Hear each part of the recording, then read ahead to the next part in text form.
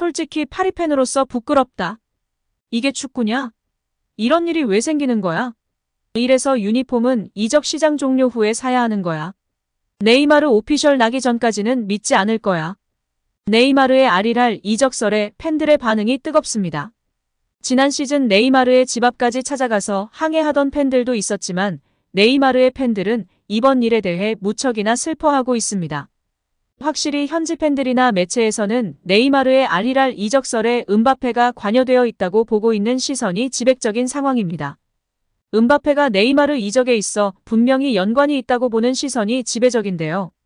일단 파리에서는 네이마르보다는 음바페 라인에 섰고 현실적으로 음바페는 세계 최고의 선수로 평가받고 있기 때문에 당연한 수순인 것 같습니다. 실제 음바페가 네이마르 등과 관계가 틀어진 것은 그냥 성격적인 문제가 아닌 팀의 승리를 갈망하는데 네이마르, 베라티 등이 네임밸류만 믿고 수비 가담, 압박 등을 적절히 하지 않아 불만감이 높았다고 전해지고 있습니다. 나름의 이유가 있고 그래서 음바페는 팀의 승리를 위해 팀에 헌신하는 젊고 활동적인 선수를 원했고 혹은 확실한 9번 스트라이커를 원해왔다고 합니다. 챔피언스리그 우승을 위해서 말이죠. 자신이 선수단에 군림하기 위함이 아니라요. 아무튼 우리도 뭐 지켜봐야 할 것 같습니다. 이강인 선수는 워낙 팀에 헌신적이고 많이 뛰는 스타일이기 때문에 사랑받을 것 같습니다.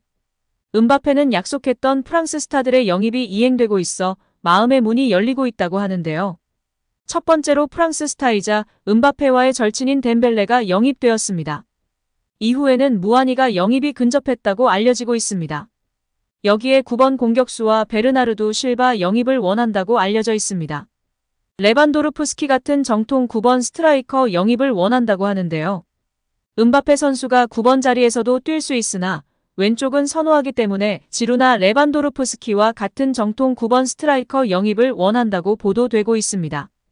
현재 하무스가 있으나 정통 9번은 아니고 활동량이 풍부한 9번 역할을 할 수 있는 선수로 평가받고 있습니다. 여기에 AS 모나코 시절 한솥밥을 먹으며 케미를 자랑했던 맨시티의 실바까지 영입을 요청했다고 하는데요. 실바의 경우는 정말 이강인 선수와 포지션, 플레이 스타일이 비슷하여 좋지 않은 영향이 갈 것이라는 평가가 지배적인 상황입니다. 다행스럽게도 실바의 영입은 쉽지 않을 것으로 여겨지고 있죠. 계약 기간도 남았고 펩이 절대로 보내지 않겠다며 설득하고 있어 가능성이 희박하다고 볼 수 있습니다. 결국 음바페가 극적으로 파리와 대화의 문을 연 것이 네이마르의 이적, 베라티 처분, 덴벨레, 무아니 영입. 여기에 9번 공격수 영입 등 음바페가 원하던 사항을 이행해주고 있어 마음의 변화가 생기고 파리와 음바페의 관계가 급속도로 화해 모드가 되고 있다는 평가입니다. 이에 팬들의 반응도 뜨거운데요. 이제 음바페 재계약하면 레알 이적문은 닫히겠는걸. 음바페는 예전부터 네이마르가 떠나야 한다고 주장했었어. 음바페는 네이마르를 좋아하지 않는 게 팩트야. 결국 음바페가 원하던 대로 네이마르, 베라티가 떠나겠네. 이 사항에 대해 제대로 보도하는 프랑스 언론이 없다는 게 화가 난다. 우리 팀 이름을 파리 생제르맹이 아니라 킬리안 생제르맹으로 바꾸는 게 나을 듯해. 클럽보다 큰 선수는 없다고 하자마자 이게 뭐냐 정말 한심하다. 등의 반응을 보이고 있습니다. 음바페 선수는 프랑스 절친인 덴벨레 선수와 환상의 케미를 보여줄 것으로 기대를 받고 있으며 여기에 우리 이강인 선수가 어떻게 녹아들지가 관건일 것 같습니다. 또한 아직 합류하지 않았지만 합류할 가능성이 매우 높은 프랑스의 무아니 선수도 관심을 받고 있습니다. 공격진의 또 한 자리를 무아니 선수로 채워질 수 있어 이강인 선수가 미드필더진으로 내려갈 수 있는 상황입니다. 우가르테라는 대형 수미형 미드필더 유망주가 있고 비티냐, 에메리 등이 창조적 미드필더 역할을 하게 될 텐데요. 전문가들과 현지 팬들은 창조적인 역할을 수행할 선수로는 이강인 선수가 가장 앞선다고 보고 있어 미드필더로 출전하더라도 이강인 선수의 입지는 견고할 것으로 평가받고 있습니다. 실제 지난 데뷔전에서 좋은 평가를 받고 있는 이강인 선수인데요. 이강인의 데뷔전 임팩트의 현지 평가도 단번에 바뀐 모습입니다. 공격진에서 그야말로 고군분투한 모습에 이강인을 지원하지 못한 다른 선수들의 아쉬운 활약을 지적하는 평가까지 나왔습니다.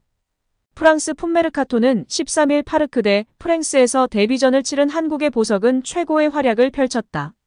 양쪽 측면에서 빠른 스피드와 과감한 플레이로 활약하며 전반 PSG 경기력의 기폭제가 됐다면서 안타깝지만 PSG엔 이강인의 날카로운 크로스를 득점으로 연결할 선수가 없었다고 평했습니다. 이날 이강인은 로리앙과의 프랑스 리그 1 개막전에 선발 출전. 주로 오른쪽 측면의 포진의 공격을 진두지휘했습니다. 세 차례 직접 슈팅을 시도하면서 상대 골문도 공략했고 드리블도 2번이나 성공시켰습니다. 패스 성공률은 88%였습니다. 다만 무려 12개나 시도한 크로스는 2개만 동료에게 연결됐습니다. 현지 매체는 이 기록을 이강인의 부정확한 킥력이 아니라 문전에서 크로스를 슈팅으로 연결할 만한 공격수의 부재로 분석했는데요. 이강인이 좋은 활약을 펼친 데 반해 다른 공격수들의 활약은 그에 미치지 못했다는 의미입니다. 실제 매체 평점에서도 고스란히 드러나는데요. 이날 이강인의 풋메르카토 평점은 6점으로 팀 내 2위였습니다. 미드필더 우가르테가 7점으로 유일하게 이강인보다 더 높은 평점을 받았습니다.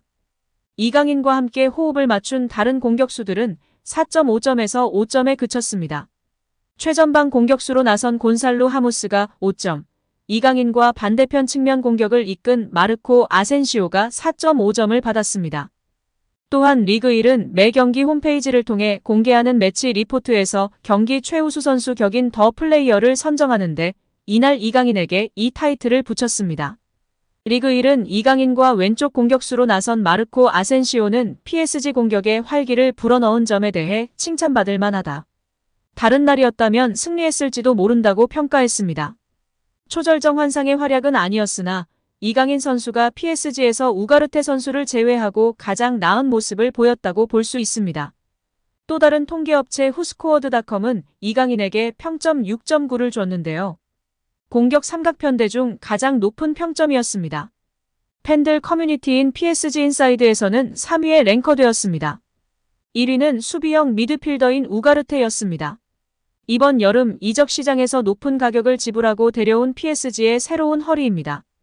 모타 이후 이렇다 할 수비형 미드필더가 없었는데요. 큰 기대를 가지고 데려온 우가르테 선수입니다. 젊고 유망하여 높은 기대와 관심을 받고 있는데요.